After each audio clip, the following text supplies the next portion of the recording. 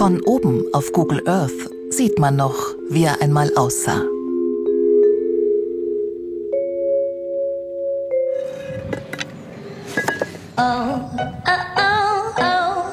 Der Ort, den sie sich ausgesucht haben, in einem kleinen Weiler bei Regensburg. Das Haus da wird unsere Wohnung. Der Name Unter-Isling. Aus ihrer Sicht ein Paradies. Me first. Mit einem ganz großen Fenster. Ja, wir bekommen ein riesiges Fenster. Das ist ungefähr so groß. 3 Bauherrenpaare wählten diesen Ort, um ihren Lebenstraum zu verwirklichen. Und an der anderen Seite kommt noch ein anderes kleines Haus hin. Es ist der Traum vom neuen Bauen auf einem alten Hof. Der erste Blick war, hier wäre ein Biergarten schön. Aber ich habe nie daran geglaubt, dass wir hier mal wohnen könnten. 600 Jahre ist die Hofstelle alt, klassisch, mit Bauernhaus, Kuhstall und Stadel. Außen herum wenige Nachbarn, ein Naturschutzgebiet, ein Tümpel. Mein Lieblingsplatz ist im Wald bei unserem Lager.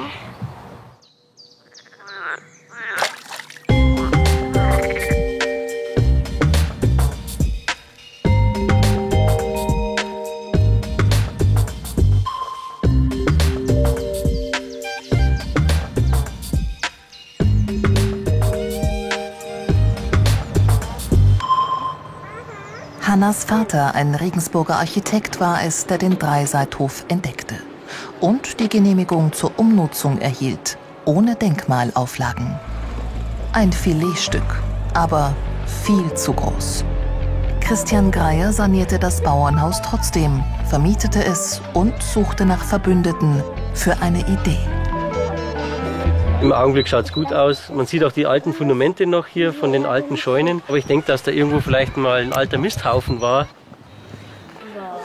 Und bevor der Schotter reinkommt, kommt das Geotextil rein. Das ist diese weiße Rolle hier. Das ist so ein Fließgewebe. Das wird dann unten reingebreitet wie so ein Bett.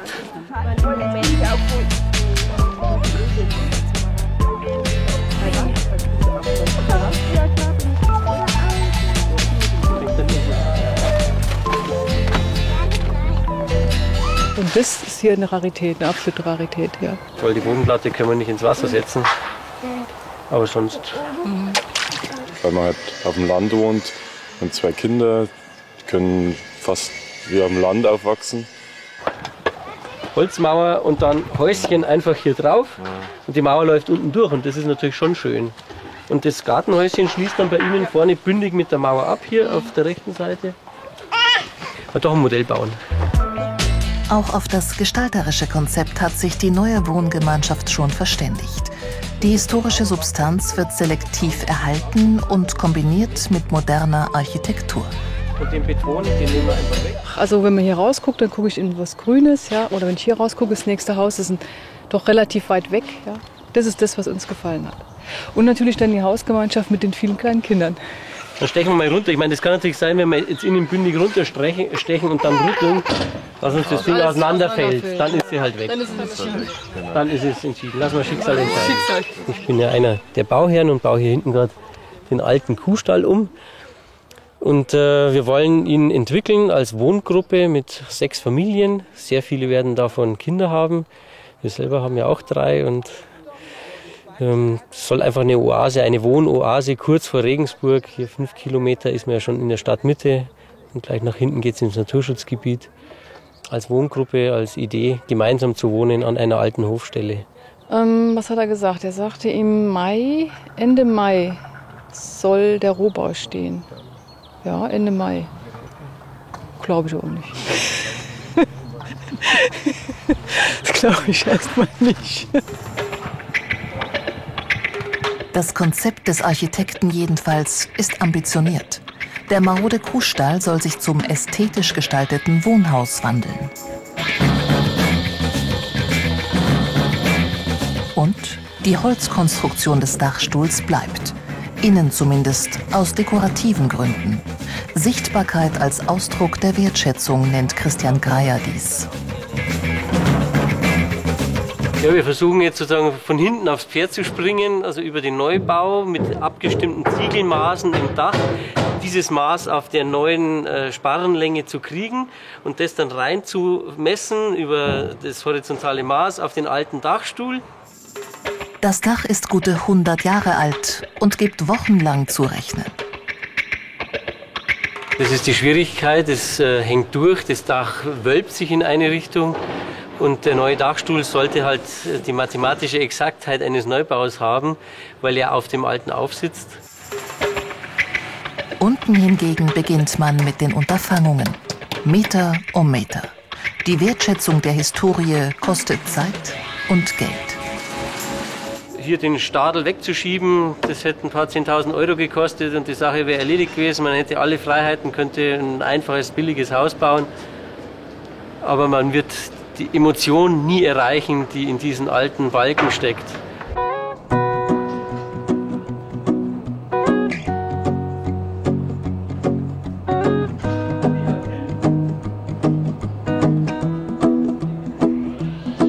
Well, you done me and you bet I felt it. I tried to beat you, but you're so hot that I melted. I fell right through the cracks.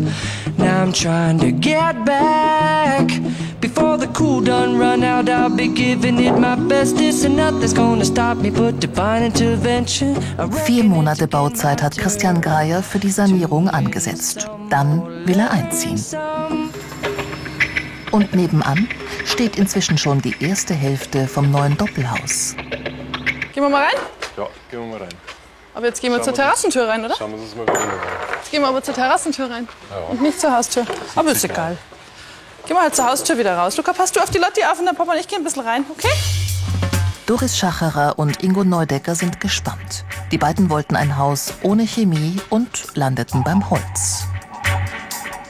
Ja, im Moment spürt man es brutal, dass es ein Holzhaus ist. Also, es ist ein bisschen schade, dass man es danach wohl zumindest optisch kaum mehr spüren wird, weil alles verputzt wird. Und auch die Decken werden ja auch nicht mehr sichtbar sein. Also man sieht eigentlich dann vom Holz innen und weder innen noch außen im Endeffekt was. Aber ich hoffe, dass man es vom Raumklima her spürt. Ja. Wir haben jetzt eine Wohnung, in der man das Gefühl hat, alles wäre aus Plastik. Und wenn man die Zimmertüren zumacht, dann kriegt man keine Luft mehr drin. Wir hoffen, dass es genau das Gegenteil wird. Nur 2 Wochen dauerte es, bis hier der Rohbau stand. Ja, wenn man hier sitzt, dann, Naja, dann ist die Decke ja relativ niedrig. Ja, du kannst dich ja dann hierher setzen und dann kannst du immer noch hochgucken. Ist schon groß genug. Geh mal hoch. Ja, gehen wir hoch. Wer ist noch dabei? Der Leonard? Der geht Also so du gehst rein. auf ein Parkett Das ist rein cool. und gehst Ja, das praktisch ist ins Ja. Schlafzimmer. Und hier gehst du ins Das ist schön. Badezimmer. Ja, das ist schön. Das wird schön. Und wie findest du das Fenster hier? Folien, Bauschaum, Kleber gibt es nicht. Es gibt eigentlich nur unter der Bodenplatte das Styropor, sonst sind nur Naturprodukte verbaut. Einfach ein Haus, wo man sich wohlfühlt, wo auch mal eine Spinne sitzen darf, weil sie sich hier wohlfühlt. Ja. Das ist so ein wahnsinniges Fenster. Das kann man sich überhaupt nicht vorstellen. Ja, vor allem, wenn du überlegen musst, dass der Holzbalken noch rauskommt. Und das wird dann aufgeschüttet bis da auf die Höhe, gell? Ja, genau. Aber das reicht der Erdhügel nicht, das muss noch mehr werden. 7 Räume wurden eingeplant aus Massivholz, CO2-neutral und warm. Das ist der schönste Platz, finde ich. Hier ist der schönste Platz, Neubau. Dieses Holz kommt zum Beispiel mondphasen geschlagen aus dem Bayerischen Wald im Januar zur Vollmondzeit, zur Neumondzeit geschlagen, hier aus dem Bayerischen Wald und ist wirklich auf einer ganz kurzen Wegekette verarbeitet zu einem gesamten Haus und das ist einfach fantastisch.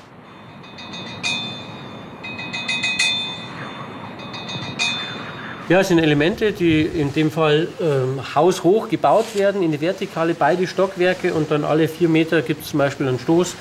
Und diese Elemente werden vorgefertigt in der Werkstatt beim Zimmerer und dann nur mit dem Kran eingehoben und dadurch die kurze, schnelle Bauweise in 14 Tagen steht das ganze Haus. Und so flott geht es auch weiter. Baustoff Holz. Er gilt als der sparsamste und umweltschonendste, den es gibt, lässt sich leicht verarbeiten, montieren und dick genug verpacken für das Ziel KfW 40 Haus. Hier die ganze Wand besteht aus diesem massiven Holzelement. Innen kommt noch eine Diagonalschalung als Aussteifung drauf. Nochmal 4 cm. Also wir haben insgesamt 12 und 16 cm massives Holz.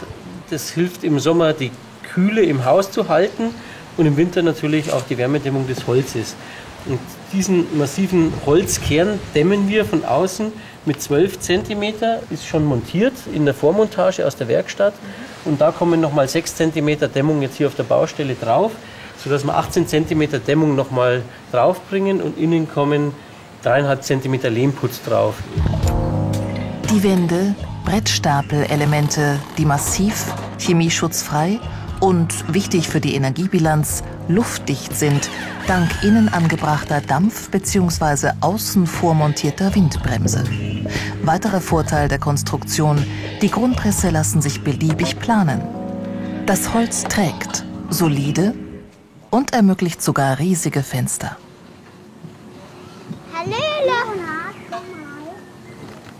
Noemi und Hanna, die beiden Greiertöchter, sind mit dem Baustellenleben inzwischen gut vertraut. Dasselbe gilt für die zweite Familie, die ins Holzhaus zieht, Birgit und Johnny Hopphahn. Wie ihre Nachbarn arbeiten sie im nahen Uniklinikum, wollten viel Licht und einen Bau, der so grün ist wie die Natur ringsum.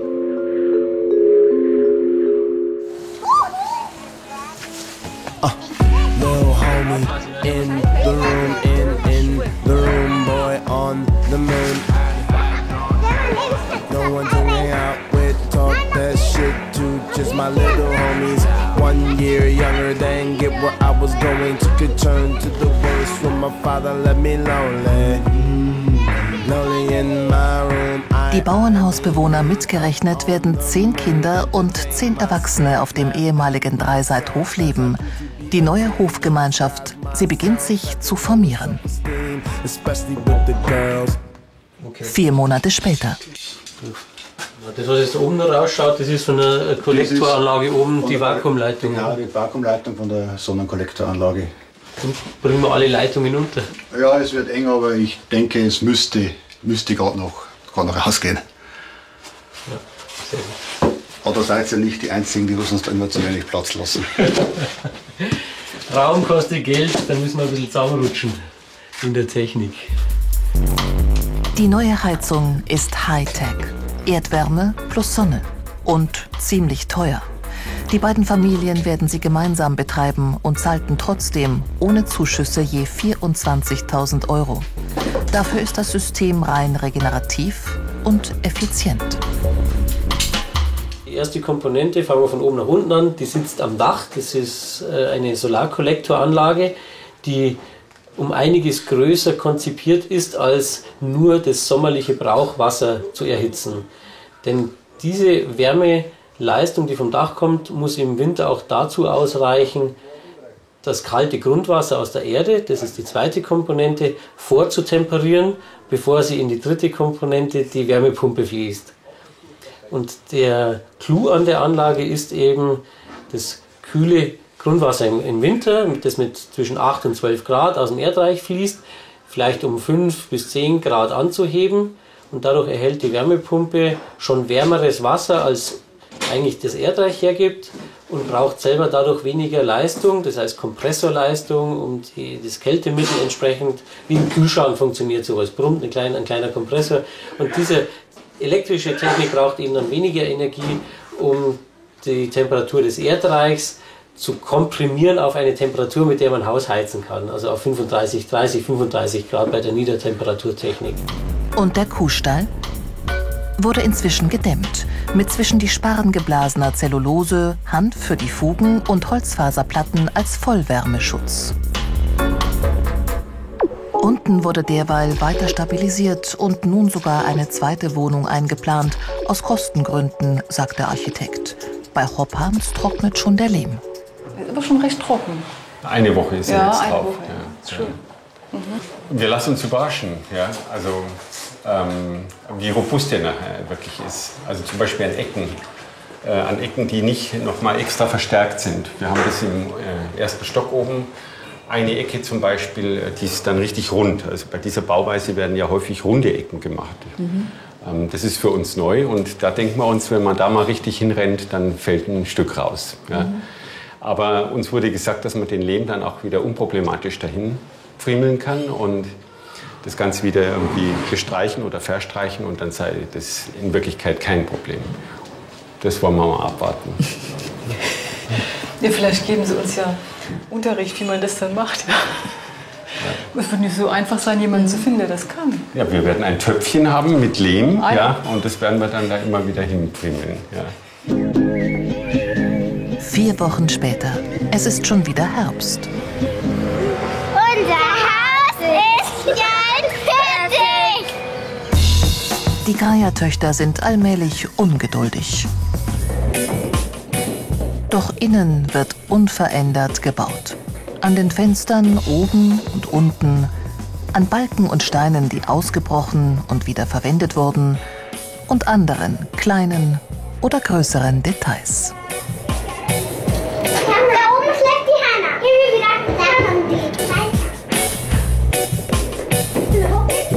Was noch fehlt, ist zum Beispiel der Durchbruch durch die Gewölbekuppel für eine Wendeltreppe, die ins Erdgeschoss führt. Was außerdem noch fehlt, ist Sonja und Christian Greyers Bad. Hier würde ich mal jetzt die Schrankachse weiter rüberschieben und alles nachrutschen. Das geht schon gehen. Das ist nicht mehr so schön. Dann bleibt halt hier in dieser Nische, hier bleibt die Badewanne. Da können wir ein Deck einbauen, die Badewanne reinsetzen und dann können wir uns hier so in die Badewanne liegen. Wie sie hoch? Nein. Leg dich mal hin. So. Ursprünglich wollte eigentlich die Architektenfamilie einmal als erste ins neue Heim ziehen. Den Zeitplan ließ man recht schnell fallen. So, weiter geht's. Jetzt sind es Ingo Neudecker und Doris Schacherer, die hier eines Morgens ihre Umzugskisten auspacken.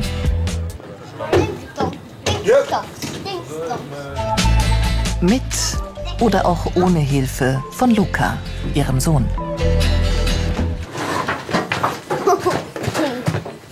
Ist ganz leicht. Na dann. Danke. Die Familie hat ihren gesamten Freundeskreis einbestellt, um beim Hin und Her und Hinauf und Hinuntertragen zu helfen. Und die lernen die Weitläufigkeit des Hauses schnell kennen.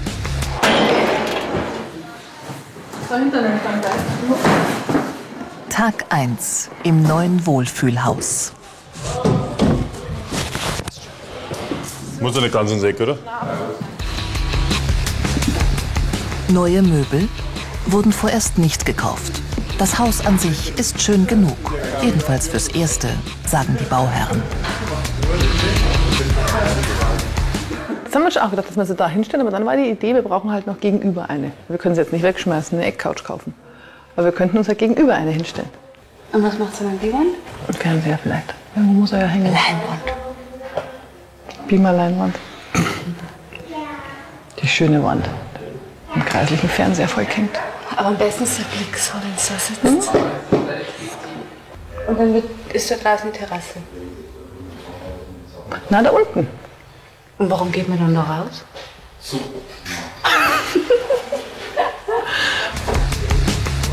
Für das gute Raumklima sorgt inzwischen auch ein Naturfarbenanstrich über dem Lehm. Zumindest Ja, und wenn ich ist jetzt das, die Bilder oben aufhänge und einfach nur reinhauen. Und wenn ich was hinschraube, einfach nur reinschrauben. Brauche ich jetzt Dübel oder nicht? Nein, du hast keine Dübel. Du musst halt irgendwie durch Wie den jetzt gleich Lehmputz durch. Der ist so dick. 2-3 Zentimeter, oder wie? Ja, ungefähr. Na, da oben habe ich mal irgendwann gesehen, der, ja. Da musst du durch. Aber ich weiß ja, an welcher Da Wand halt's er ist nicht. und an welcher er nicht ist. Dann kann ich ja jetzt einfach Das weißt du noch. Freilich, ich habe es ja gestrichen. Ja gut, Ich weiß weiß es nicht mehr. genau. Ich weiß nicht mehr.